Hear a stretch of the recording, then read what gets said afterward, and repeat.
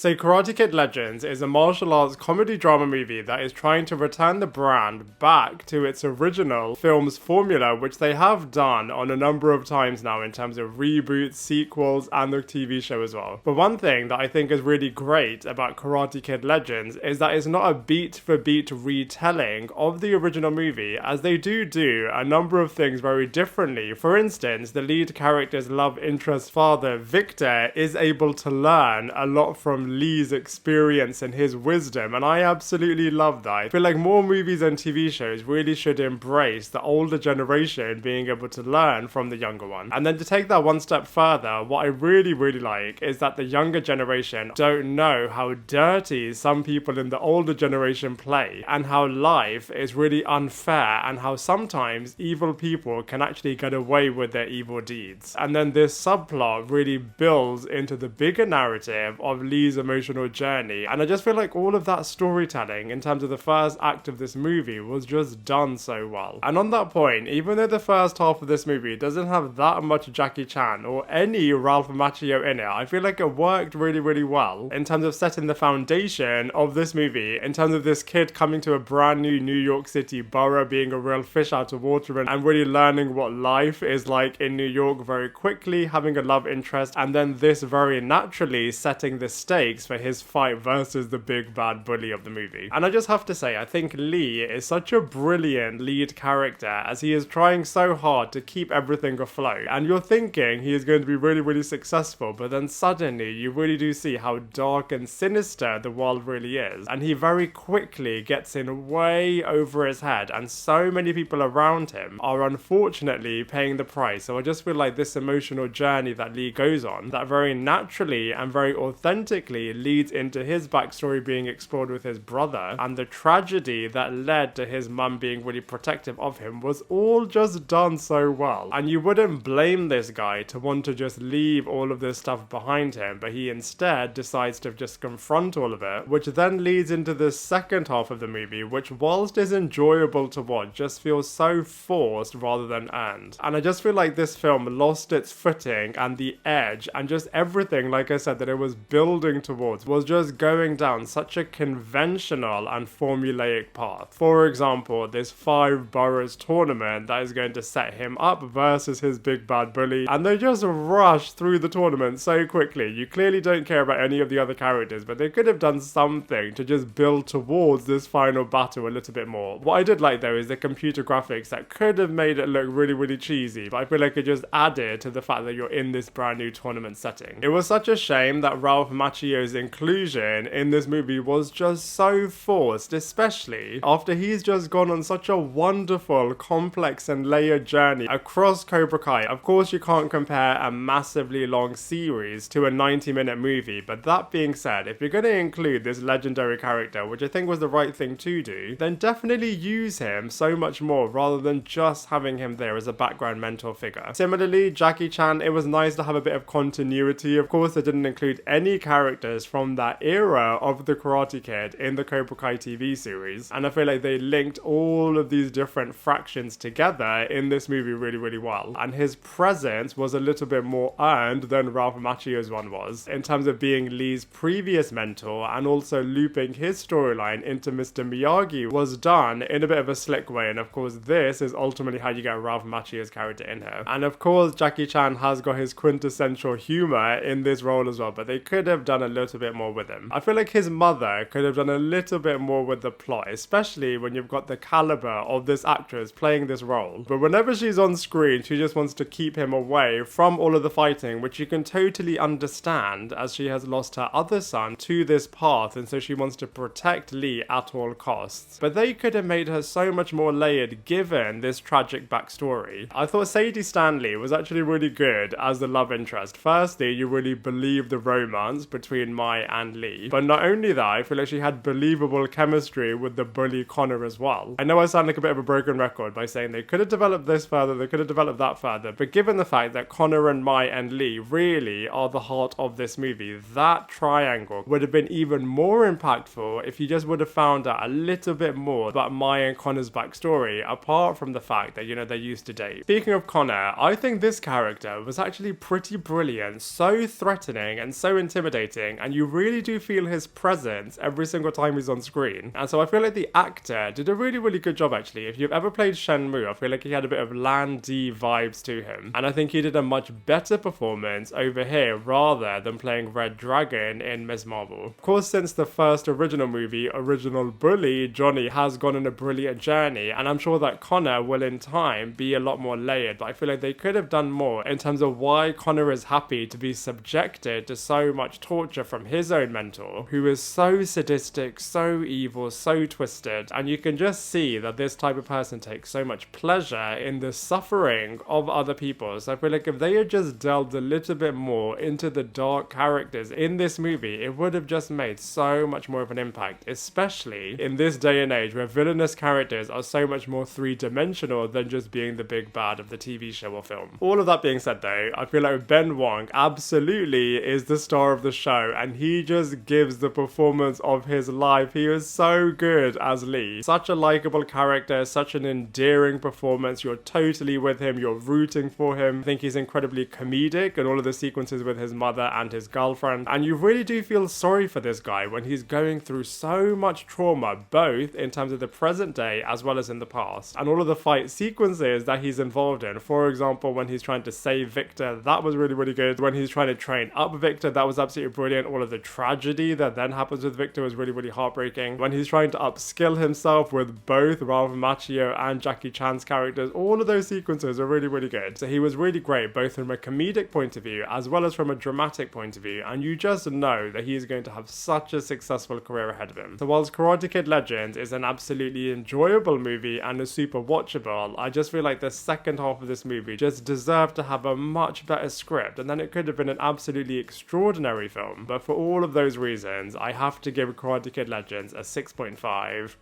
out of 10. Now I'd love to hear from you. What did you think of this film? Let me know your thoughts in the comment section below, and I look forward to seeing you in my next video.